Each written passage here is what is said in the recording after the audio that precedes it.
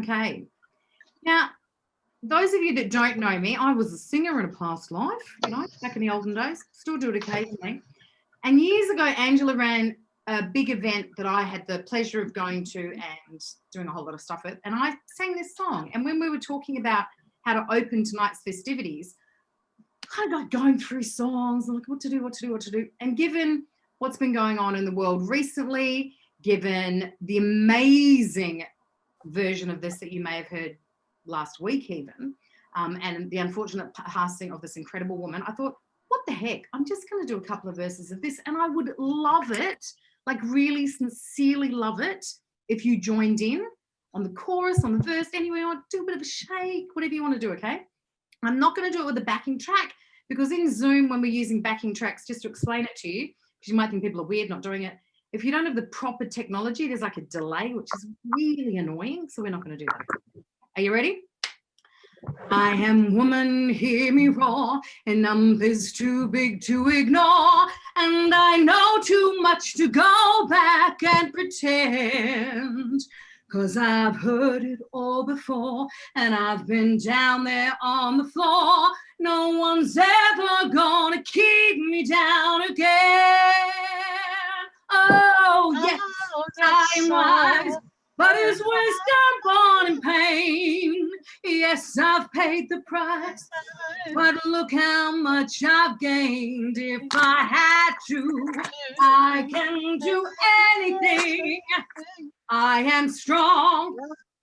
I am invincible. I am one. Hear me roar. There we go. Beautiful. What a way to start. Thank you. I was so loud I couldn't tell if you were singing along. Sorry about that. But I hope you were. Now, another thing I just want to check, I want to check you're all prepared for tonight. So you've got refreshments. Don't muck up your lippy, have straws. And, we are at a book launch, so you need a bit of cheese. Hope you've got your cheese. And my daughter was saying to me, Mum, by yourself, what did you get a cheese plate for? I'm like, I'm not by myself. Lots of people around me. Okay, so let's get to the introduction. So you'll notice a woman called Carolyn Tate on the screen. And Carolyn is an educator with a publishing company dedicated to unearthing a higher purpose in people and organizations. Carolyn believes that the purpose of business is to serve the greater good, and that profit should be the byproduct, not the single-minded goal. She's a marketer with a passion for purpose digging. I love that. Writing, speaking, teaching, and community building. And what better way to have a community being built than with us here tonight, okay? She's the author of 5 books. I haven't even managed one. So we may talk a little bit about what she's doing tonight as well. But underpinning all her work is a commitment to being courageous, growing in consciousness, operating with compassion, and connecting authentically with others in the spirit of collaboration, okay? She's a founding member of Conscious Capitalism in Australia, which I've got to tell you is we just need to talk about that more and more and more and more. We don't talk about it enough, so take it over to her. And the next person I want to introduce you to, can we have a drum roll? Yeah, drum roll. We all know us, so I don't even know why I bothered need to do an introduction, but it's a formal book launch, so I probably should. Angela Raspass is a business and life mentor, speaker, podcaster, founder of the Self-Worth Institute, and the author of Ditch Your Doubt and Design the Business You Really Want, which has now been released, which is so exciting. In 2003, after a corporate career in marketing, events and sponsorship, she launched a marketing agency from her dining room table, much like many of us are putting on tonight, and grew it to a point where she bought an office in Chatswood, just up the road from me. She had full-time staff, she had businesses, she was helping in 3 states. But in 2012, Angela realised she'd created a business that leveraged her skills and experience, but did not engage her heart. And we're going to hear a lot about that from her tonight. It wasn't a fit, and she had completely changed. So I'm going to let her talk a little bit more. No, actually, she's going to talk a lot more about that. Who am I kidding? She closed the agency. She pivoted from consulting to mentoring. And now she shares a potent blend of personal and business development tools that help her clients unearth, live, work by what's true to them, building businesses that blend contribution, fulfillment, and financial reward. She lives in the gorgeous suburb of Bayview on the Northern Beaches, which is a great start, with a husband of 25 years and her daughter, Charlotte. She got rid of her son, sent him off to university in Canberra, but she does still like him. So, you know, he comes back occasionally. Please welcome to the room the one, the only, Angela Raspass. Hello. Hey, everybody. Thank you for coming. Welcome, welcome, welcome, Angela. Now, I'm just going to go through and mute a few people because there's a little bit of background noise with what's going on in people's lives, and that's okay. That's okay. I'm going to hand over now to the wonderful Angela and Carolyn. You ready? You ready? We're going to have a bit of an interview. I'm going to drink some champagne and eat some cheese. Enjoy. And hand it over to the girls. Now, if you like, there's a couple of views you can play with in Zoom. You can go to speaker view where you kind of highlight the person. You can look at yourself if you like, or you can turn yourself off. Or you can just keep it in gallery view, which I've got at the moment because that's why my eyes are going like, who's there, who's there, who's there? Okay, so take it away, girls. Thanks, Sam. Hey, Ange. Hello. When did we first meet? Oh, tell us. I believe when we first met, it was at the State Theatre, State Library, when you were running a small business, big marketing workshop all those years ago. And I was like in awe of this marketing maven. And then Nikki, who's here, Nikki Lane and I were running a business network. And I was after speakers, or we were after speakers, and I lassoed you in one night to talk about marketing. Then we had a bit of a tete-a-tete in the car park afterwards, and you said, I'm going to France. I'm off to France. Yeah. I'm getting rid of everything. I'm throwing it all away. I'm going to France to write a book. And perhaps you could take care of a couple of my clients whilst I'm away. And I was like, wow, what a big opportunity. And that felt really cool. And then we just started talking, and we basically haven't stopped since then. Yeah, well, you haven't stopped, but you know, I listen occasionally.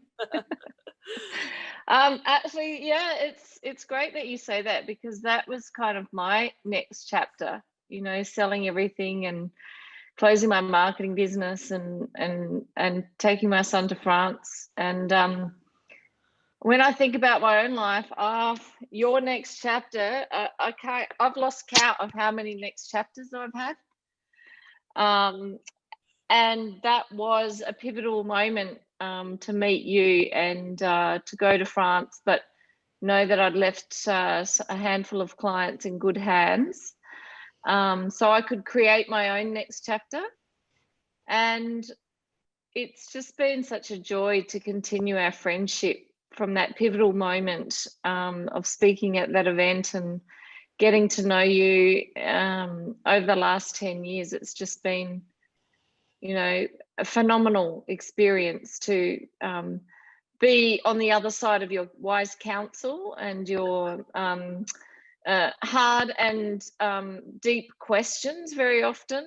So I feel like we've kind of journeyed together at a personal level, but also at a professional level. And you're always the first person I call when I'm in a panic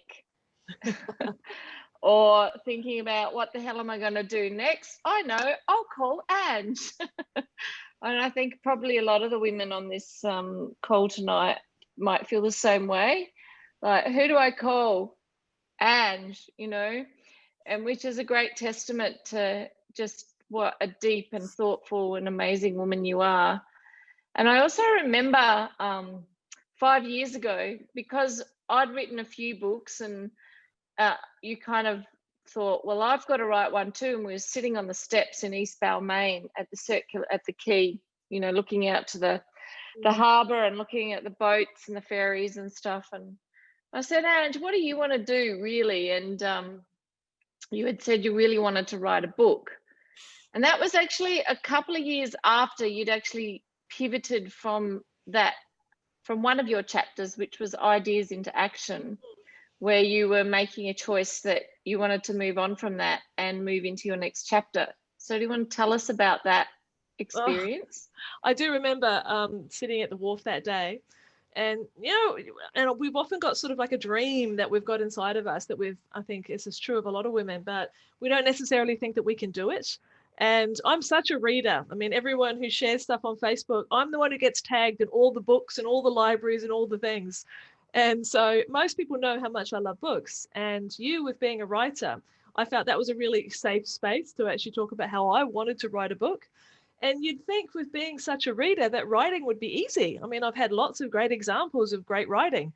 And I remember talking to you that day about it and saying how, and this is the irony of it, of how fearful I was of actually writing, because being a potential author, you could be a really good writer. Yeah, I could. Yep. You keep that on the potential zone and don't actually ever have to do it. And you can just stay in that zone of, it would be great. You don't take a risk.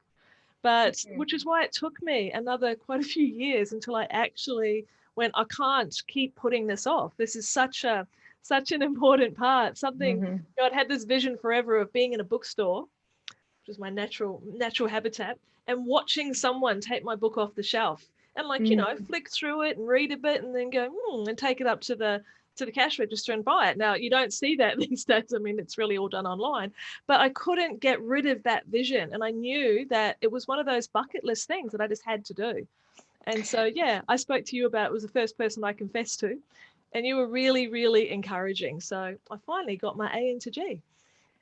But I was always perplexed because you were sending out bloody brilliant blogs and posts every week, and of the few posts and newsletters that came out, yours is one that I would read.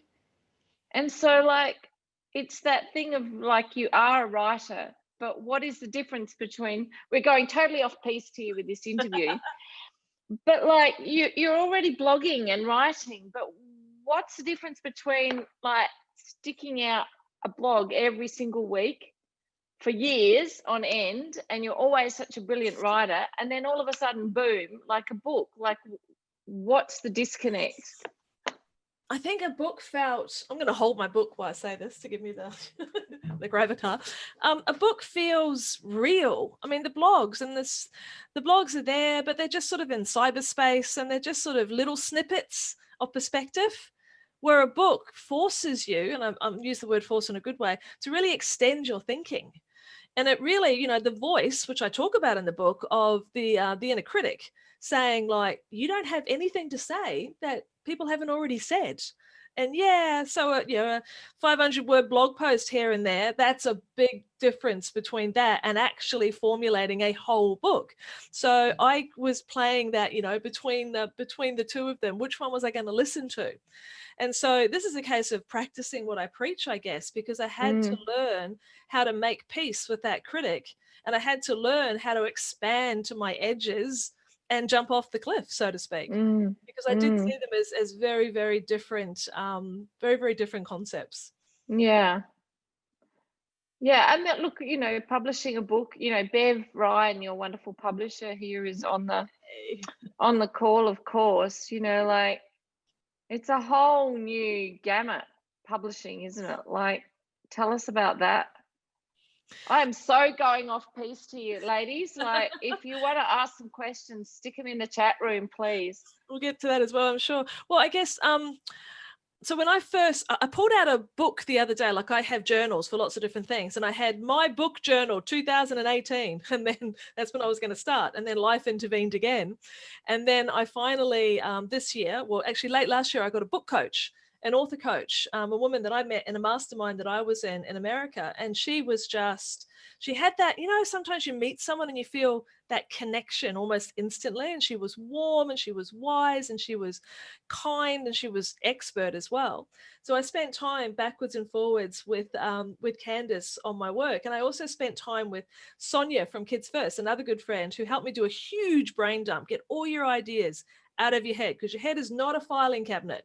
So you got to get the ideas out. And between the two of them, I realized that I actually had a story to tell. Yeah, surprise, surprise. And then, so I wrote backwards and forwards over about 6 months it took to actually write. And part of that process was finding the space in between all the responsibilities, because there's always space. It's just where we decide to spend our time, what we decide to prioritize. And Larissa Halls is another person I'd like to mention as well, who I worked with her for a long time as she was my mindset coach.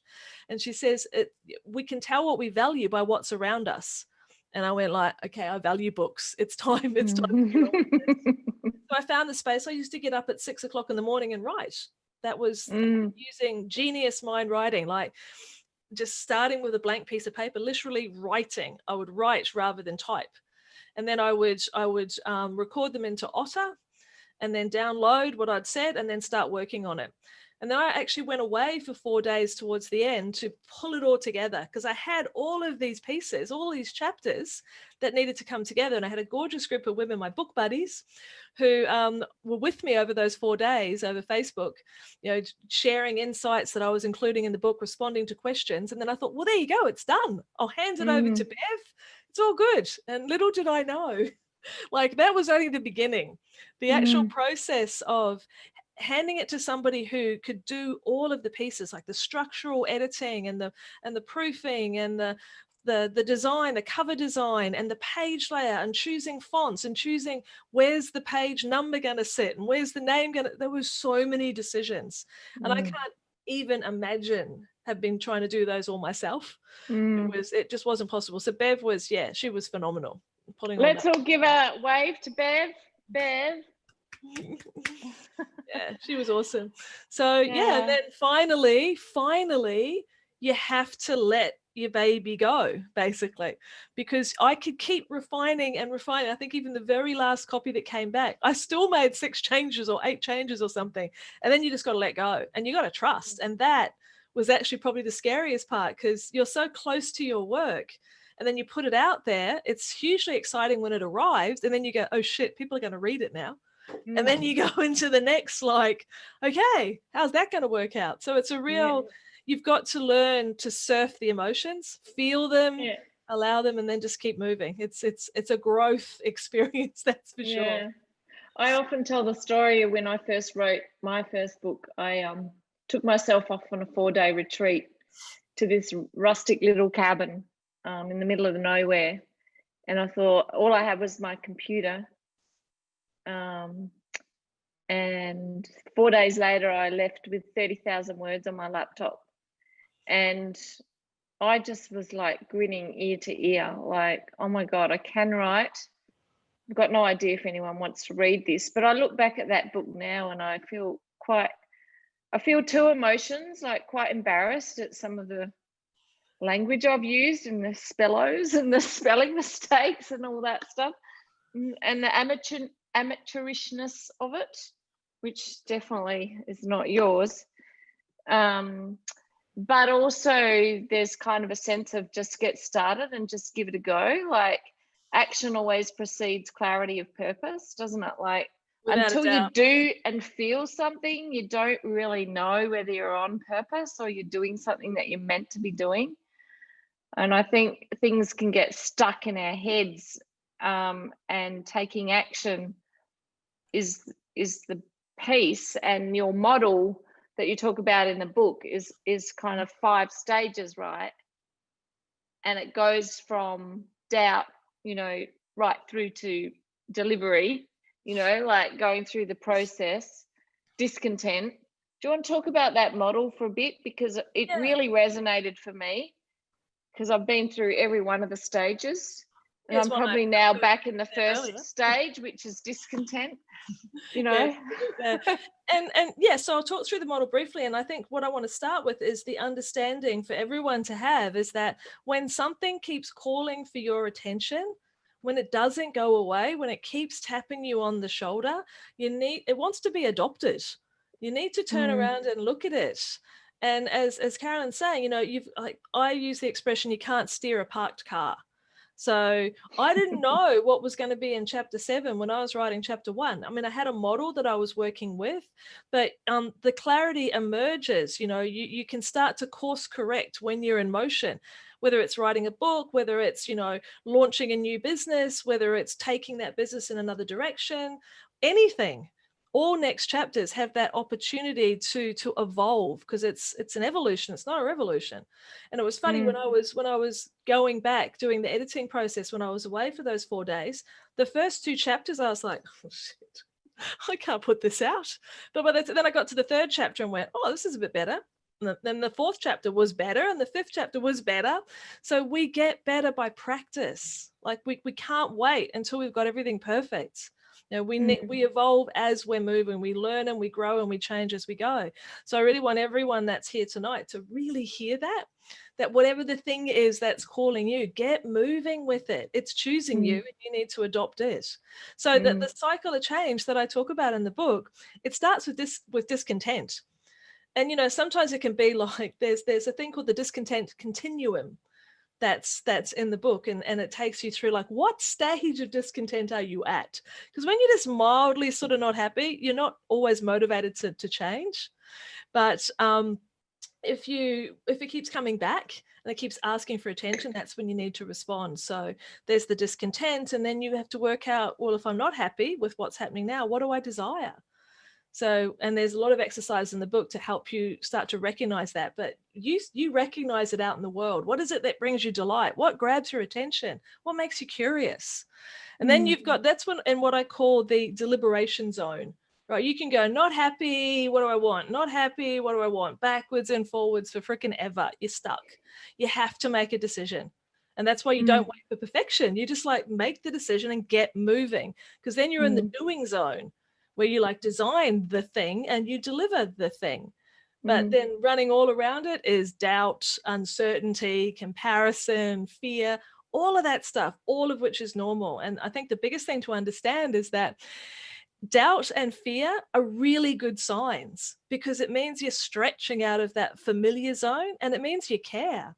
Because if the thing that you were doing or wanting to do or starting to do didn't incite any of those feelings of doubt and fear, then it wouldn't be that important. So that's a really quick version of what the change cycle is all about. But you go through it again and again and again in a good way. Sometimes big changes, sometimes little changes. And it's about paying attention, isn't it? Like, really attention and intention. Absolutely. I want to circle back to my original question or comment around ideas into action, because I was actually sitting in the room with you with this whiteboards all around us, and kind of, I think I was there when you said, I don't want to do this anymore. Yep, I remember the day. I was there when you were physically in the office. I think I was. I know I was. I even remember where we went to lunch that day. But yeah, you said to me, I don't want to do this anymore. Yeah.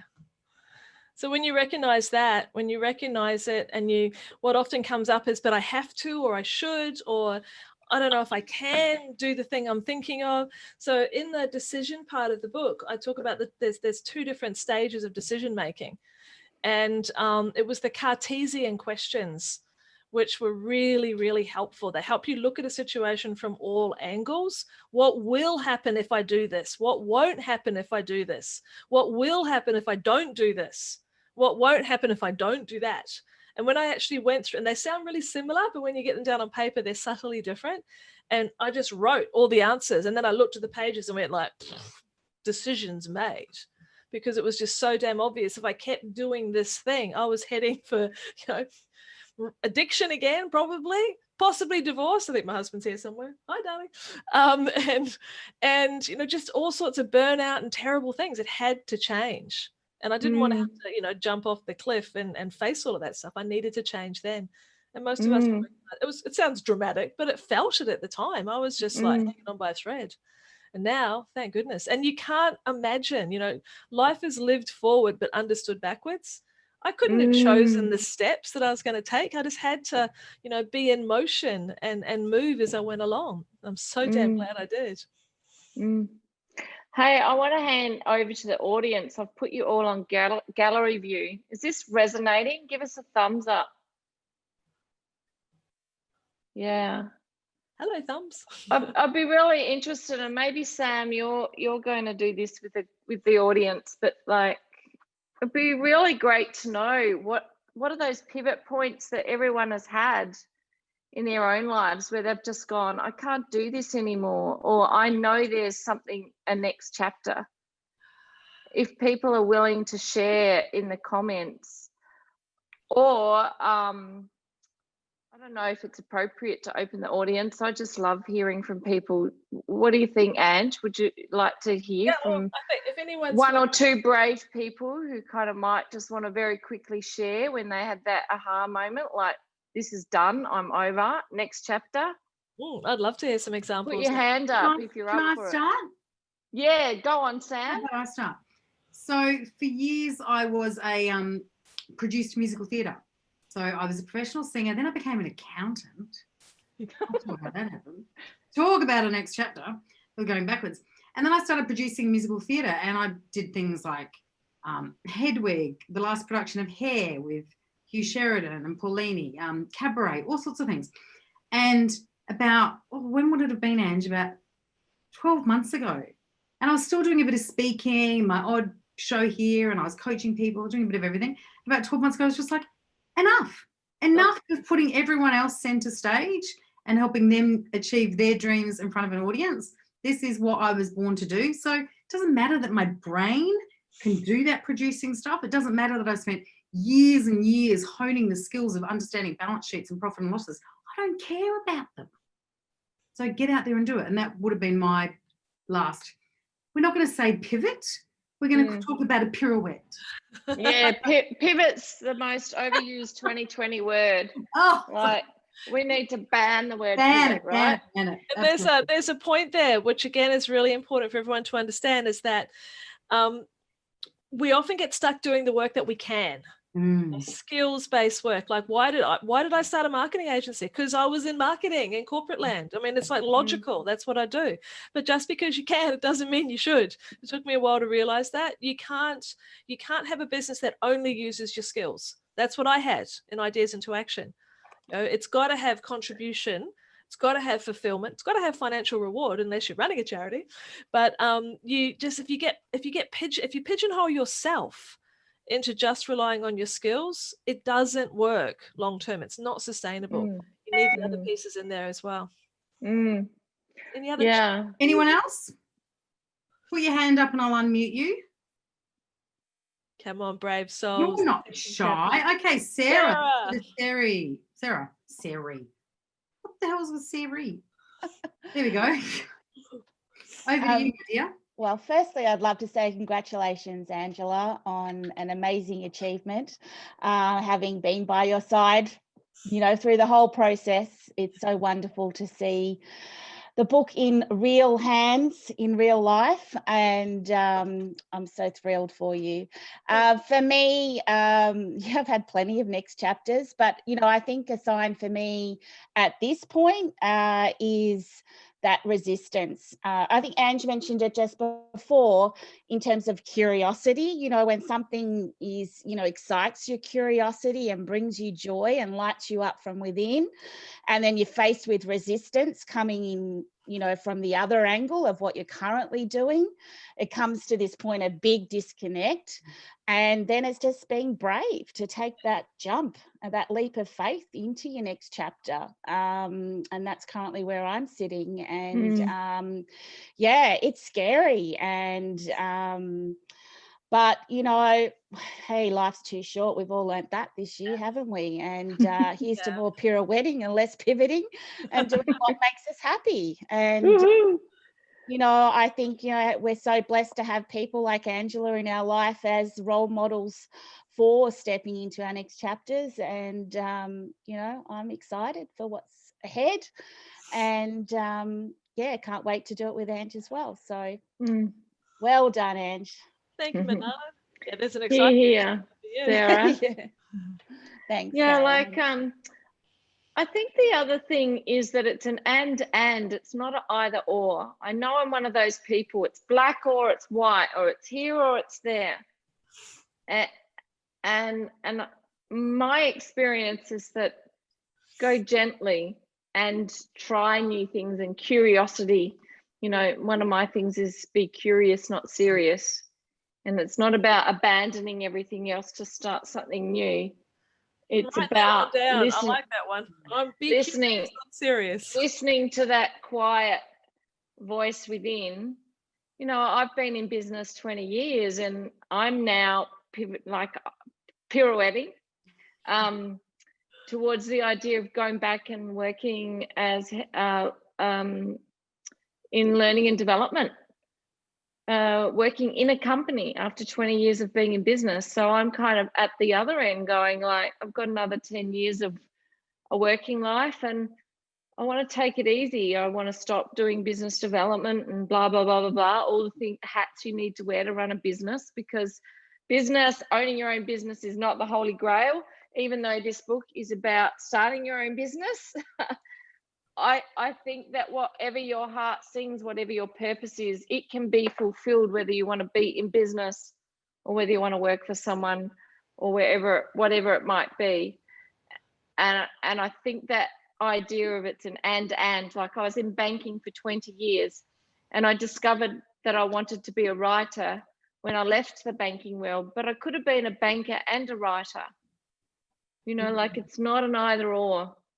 It's been probably my greatest lesson after 20 years in corporate and 20 years in business. I know I don't look that old, but Carolyn, with that, if I may ask a question, because I love to hear you say that, because so often we're told in this world, and I think those of us that have studied coaching in any kind of manner, is that we're told you need to make a decision, pick your lane, jump. So I love that you say it's an and. Love that. Yeah. Well, I can only say that after 40 years of corporate and business equal.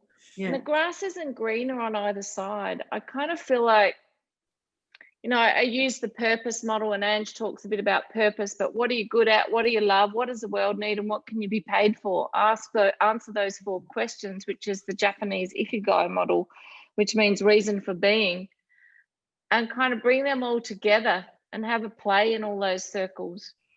The minute we stop being curious is kind of the minute we lose our kind of direction, or we lose whatever. I want to bring it back to Ange though, because she is the girl of the moment. All right, we're here with her book. There's something in your book which I loved, Ange. Borrow my belief until you have it for yourself. That's an important one. It's plastered all over. It's plastered all over my website, but it's a 3-part thing. It's like when you're starting off doing something new, you're not always really confident. And this is tied to self-worth, which I'd like to reference as well. So if you can share with someone, as Brene Brown would say, who's earned the right to hear your story, and they go, yeah, this is awesome. Like you borrow their belief in you. Okay. And then you start to believe them because, well, they know their stuff and I trust them. And if they believe in them and in what I'm saying, perhaps I can. And then gradually you begin to believe in yourself. Now, there are rare individuals who from, out of the womb don't have much self-doubt. But, when I've done surveys with my community, like 95% of women have self-doubt. It's natural. It's a natural state. So being in community in some way where other people can help lift you when you do stumble, with your confidence or your experiences, because not everything's going to go right. And I talk about that in the book. Is like, I've had lots of great successes at different things along the way, but I've also tripped up a hell of a lot. And there's been heaps of things that just haven't worked. Now, if I'd chucked my toys out of the playpen and gone home because there was no one else around me to help me see that what I was wanting to achieve was possible, this is a blip, not an ending. This is a failing, not a failure. Then, I wouldn't keep on moving. So having other people's belief in me as I was developing it for myself was essential. I think isolation is one of the most dangerous things in business, because, you know, monsters can seem really real at 3 o'clock in the morning when you're just inside your own head. You got to be careful about that sort of thing. And that's why I talk a lot about self-worth, and I will expand that more and more, because if you're strongly reconnected to your self-worth, that's the birthplace of courage and resilience and curiosity and just all the good stuff that provides you with that fuel. It's such an incredible. So that's your next chapter, Ange. Do you want to share a bit more about that? Well, it's emerging at the moment, but you know, when I first left Ideas into Action behind, I'd fallen in love with Brené Brown. Like, she doesn't know this. Well, actually, I did meet her. I gave her you and the rest of the world when she spoke in Sydney. Yeah, exactly. But I remember clearly back when we lived in St. Ives, I was sitting in a chair reading her book. Her first book, which a lot of people don't know about, is I Thought It Was Just Me, but it isn't. It came before the famous stuff. And this is an example. Someone said to me once that, I think it was one of your friends, Carolyn, that books help you transform in private. And I went like, oh my God, that is so true. And I remember reading her book and just electrified by the identification and the possibilities in those pages. And she talked about self-worth and how important it was. And it made so much sense to me, especially considering, which, you know, I've never hidden, my journey out of addiction and into sobriety. You know, that was 14 years ago. And I knew when one of the things that was holding me back, without a doubt, though I didn't know it at the time, was a lack of self-worth. And she spoke about it so fluently. And so I said, okay, Ideas into Action is over. I'm now the self-worth mentor. But unfortunately, no one else really got it at the time. And I wasn't at a stage myself of my own development where I could really carry that. But that's changed. Like what I've learned and developed and how I've grown in the last, my goodness, 8 years since I closed the agency. And I can see without a doubt that I can teach you all the strategy under the sun until it's like, you know, coming out of your pores. But if you don't believe in yourself, if you don't understand that it's not about do you have value, because you just do. Like, it's a birthright. The only question is, how will you express that value? And when you have this support of yourself, when you are a safe place to land for yourself, then you know you're going to get up again and again and again. You know, when you don't need the external approval, when you've got your own support and approval, then you can scale mountains. You can create whatever's calling you.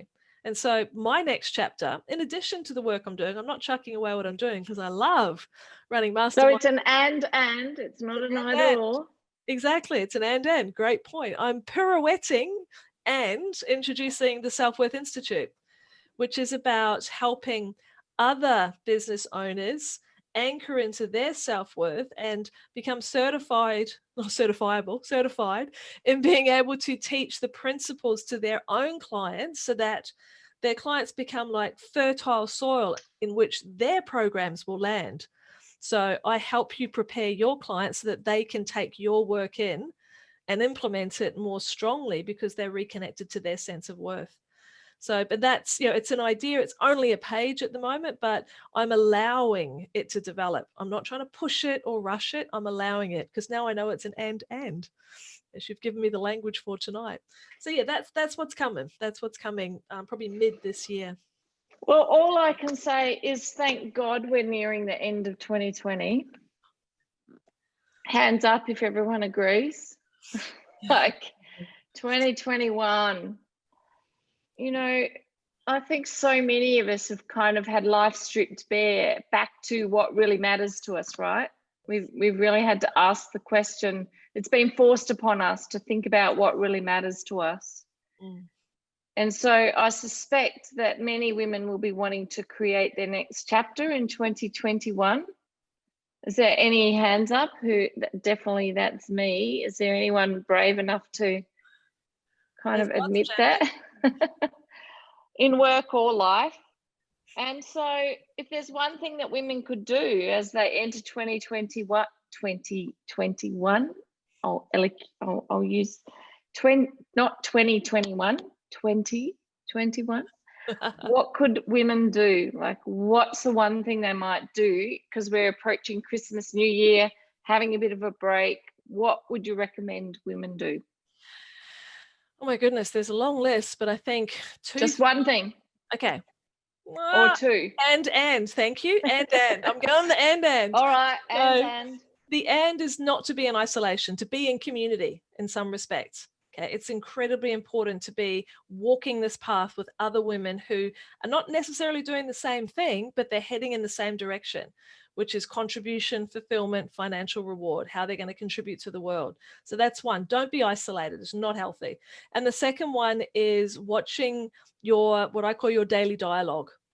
So you are the person that is there for yourself all the time. You know, when you leave the Zoom call, when you put the phone down from talking to the friend, whatever the case, at the end of the day, you are there for you.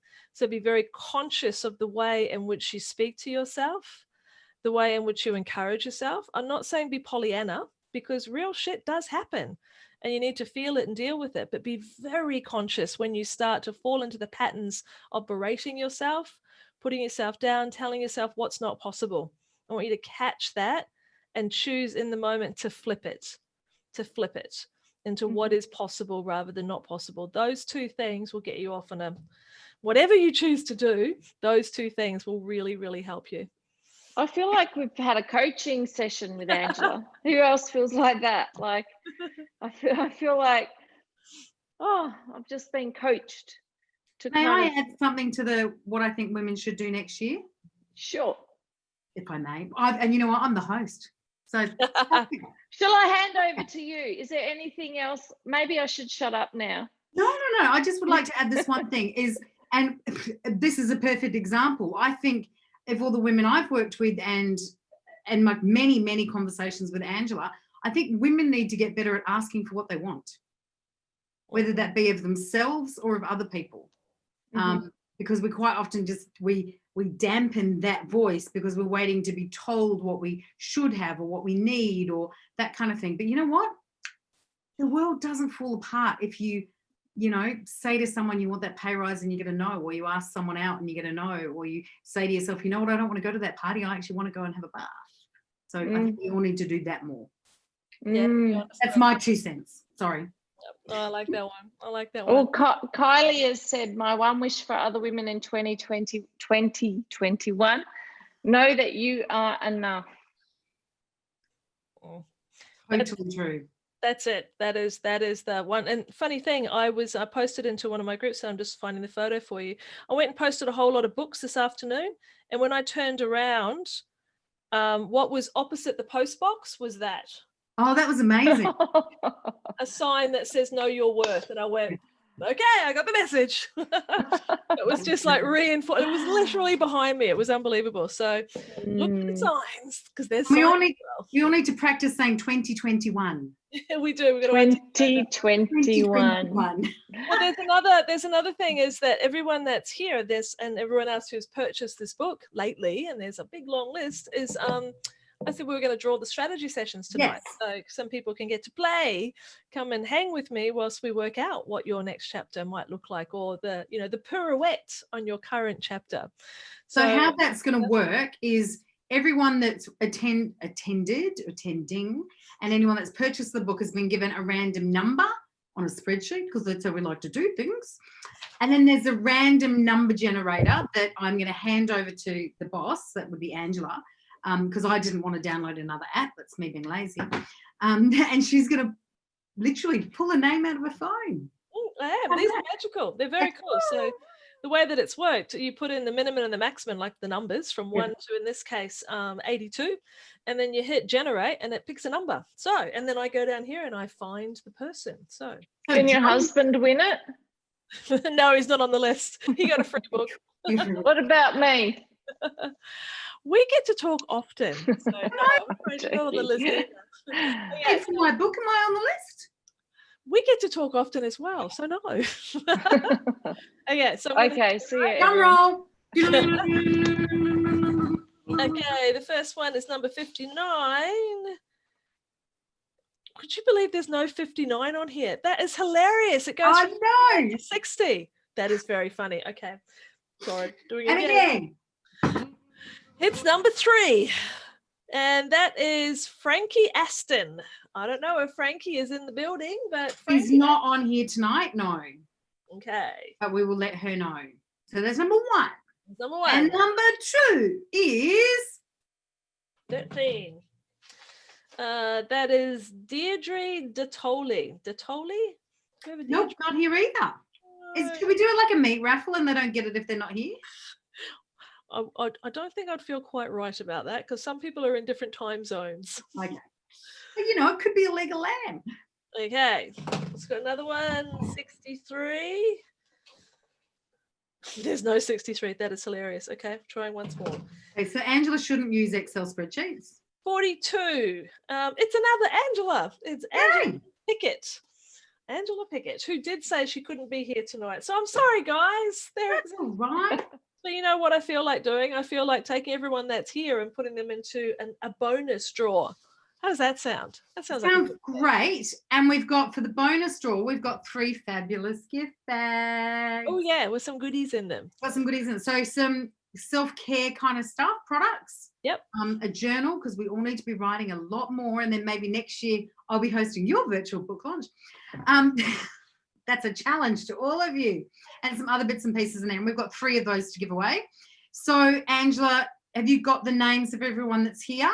I'm just grabbing them down. So just have a little chat amongst yourself while I get everybody down, and then I can do. So while she's doing that, I keep thinking I've got my watch on. It's a bracelet. Sorry, okay, what's the time? Check the time, 6:29.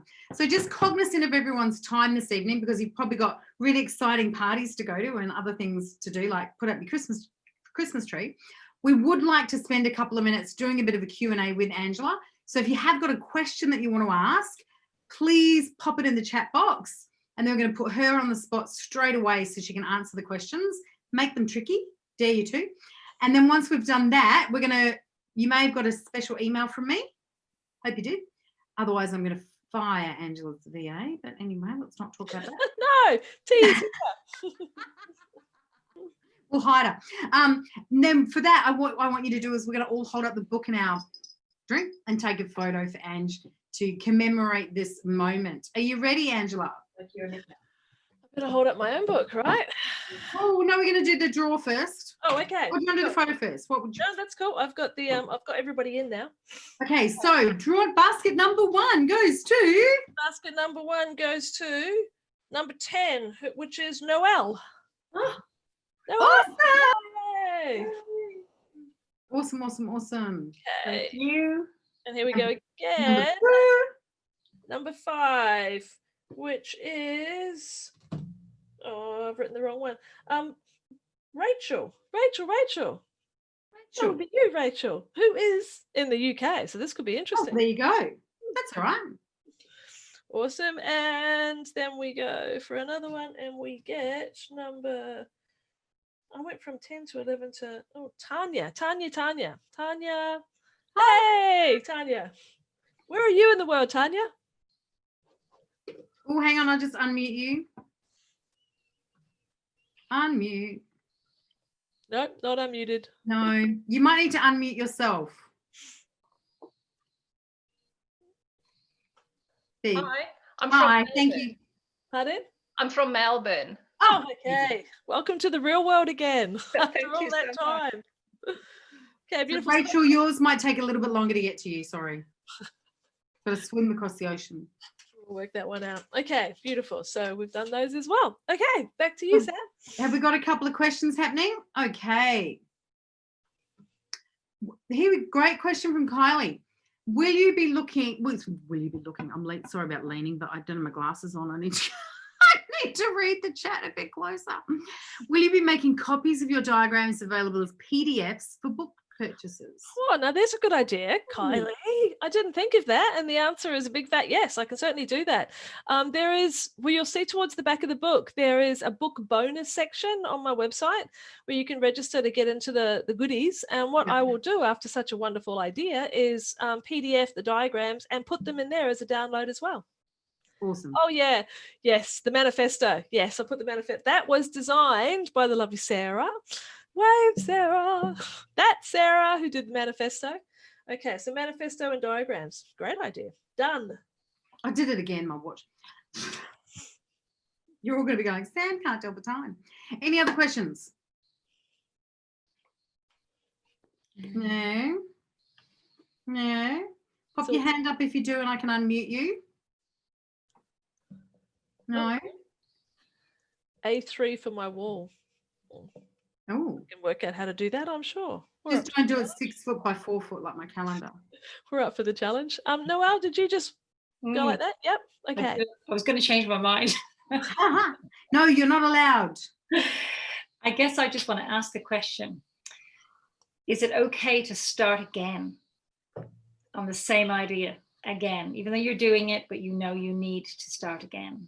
Because when you say start again, do you mean? I mean, you have the business, you've got the structure, which you can feel inherently that it's not going the direction perhaps that you envisaged, and go back to the drawing board without you don't stop it, but just go back again, complete and relook again. Is that? I think that makes perfect sense if the thing is like you just feel so strongly that this is the thing, then it's a case of going back and doing a little bit of detective work as to where are some changes needed, because a business model can break at lots of different spots. It can break in visibility, like no one knows about it. It can break because the value proposition isn't being communicated strongly enough. It can break because you haven't had enough sales conversations.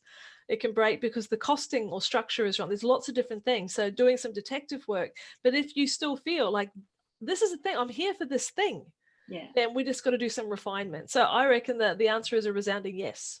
Okay, good, because I feel it's worth it, but I wasn't sure. Well, there you go. It's like you know that, and my own mentor says, "Bye, Joe. Thank you for coming." My mentor says to pause and ask yourself, "What's the truth?" Yeah. Okay. Because we spend a lot of time up on the surface, but if we pause and drop down and ask ourselves, "What's the truth?" And if that voice is saying this is the thing, then we have to listen to it and we have to look from another angle. That's what I'd say. Thank you. You're most welcome. I've got one last question here from Joe Hanlon. If you were to do anything differently, if you wrote the book again, what would you do after this experience? What would you do differently, if anything, if you wrote the book again after this experience? Oh, good question. What would I do differently? I mean, the simple answer is I would have started earlier. I would have, but it's one of those things you can't know until you've done it. So if I was giving somebody else the type of insight, it would be, you actually do your best thinking when this particular demand is placed on you, because you can have a lot of disparate ideas, but when you need to express them through a book, you get them organized. And when you are thinking and when you're sitting there with the blank page you have to write, you're amazed at how refined your brief ideas become. So don't wait until you've got all the ideas and then put them into a book. The ideas actually emerge as you're writing the book. So I would have started earlier and trusted myself to just give it a damn go. Nothing else really I'd do differently. I mean, the people who helped, I just would have started sooner. Yeah, this book could have been out 3 years ago, but that's okay because it's out now. Thanks for that, Angela. Now, I think a lesson from me tonight of doing this is take the photo before people start running towards the end. That's okay. Everything's a lesson. So I am going to ask you all if you can hold up your copy of the book. If you have a copy, because I know people haven't got their copy yet, but... If you haven't got a copy of the book, hold up your glass. Oh, yeah. Hold the glass. How am I going to do this and take the screenshot? Oh. I think I'm going to have to... Hang on, I can take Can you take the screenshot for me? Everyone knows I've got the bloody book. And do you want me to do it? Because I haven't got a book. I'll screenshot it for you. No, that's cool. I'd rather have you holding up a glass. Charlotte's not. Thank you, Charlotte. If you could do that. She's not on video, so I really appreciate that, Charlotte. So everybody, 1, 2, 3. Your next chapter. Your next chapter. Are we done? Charlotte, are we done? I'm assuming that she's done it. We'll assume she's the technical. She got 3. She got 3. Perfect. Yeah, that's the youth of today. And is there any last minute thing you wanted to say, Ange, before we disappeared for the evening? No, I mean, for me, it would be, one of the things is that when you've written something, you're so close to the material, it's difficult to know how it's going to land. But one thing that would be really helpful to help have other people find this work is that when you've read it, it would be great to have some reviews on Goodreads and Amazon. Yeah, that's the ask I would make, if I may, to share it around, let other people know it exists. And a review there is very, very helpful. And that's about asking for what you want. That is about asking for what you want. And so, yes, that's what I would appreciate. I'm doing the marketing and promotions of it with the help of Therese there, who is my wonderful VA, who is awesome and does beautiful work. But no one should do this sort of stuff alone. And so if you feel so moved, I would love you to share the page and share the book, because when I stand in my own worth, I know that there is a lot of good stuff in here that will make a difference for a lot of women. And so your help to make sure that that opportunity comes to fruition would be hugely appreciated. And just thank you for being involved and supporting me and following my work and giving me the opportunity to make a difference for you, because that's what I'm here for. And it feels damn fine. And in closing, I want to say thank you so much to you, Angela, for being my friend of 10 years. About that, I reckon. About that. Yeah, about that. And seeing me through many, many, many, many ups and downs. It's so greatly appreciated. And your support through my pirouetting has been outstanding. And I just am so freaking proud of you for having gotten this done, because I have always known it was there just waiting to come out, and let it be an inspiration to everyone that there's good stuff inside. There really, really, really is. Carolyn, I want to say thank you so much for doing all the questiony stuff tonight. It's awesome. You got some really good nuggets out of Ange that possibly, they're not the kind of things that you just kind of type out. So thank you for getting that stuff out of her this evening. Thank you, all of you, for turning up tonight. Yeah, thank you guys very much. It's really, really awesome. It's and if you're in Sydney, have you just noticed that the heavens have opened up? Yeah. It's pouring with rain where I am, and I just hung out a load of washing. Damn. That's life. Have a wonderful, wonderful evening.